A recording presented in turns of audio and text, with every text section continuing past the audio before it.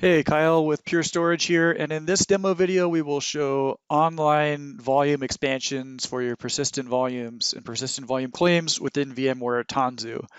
Quick note, this feature is only supported in 7.0 Update 2. It's that orange one circled there on the lower right, so you do need to be on that version in order for this feature to work, so please make sure to upgrade if you have not before you try this. So we'll go ahead and log into our TKC cluster. We have previous demo videos that show how to set these up.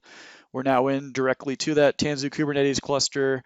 And let's go ahead and look at this Mysql deployment that we've had up and running here. Very simple example, but hopefully it will get the point across.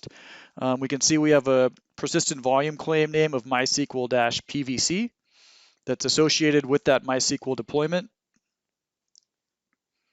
And now let's take a look at the persistent volume as well as the persistent volume claim. So everything's 7 gigs capacity, and we can see our persistent volume claim here as well mapped to that persistent volume. So what we'll do is we'll actually patch that persistent volume claim from the kube control command line. So we'll enter in that persistent volume claim name, and then we're going to update the storage request from 7 gigs to 8 gigs. So it has now been patched, and now if we get the persistent volume and persistent volume claim again, we can see that the claim has been updated to 8 gigs, but we're still waiting on the persistent volume to get upgraded to 8 gigs.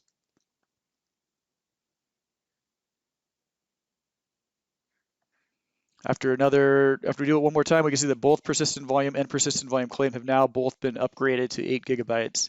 If we actually look at the persistent volume claim itself, we can see that the volume mount was expanded, as we can see there. And again, that was online without taking that MySQL deployment offline. And then if we look at the persistent volume, we can also see that its capacity has been upgraded as well. Again, completely online, completely transparent to that MySQL application that we had running, which is a really nice feature compared to offline expansion.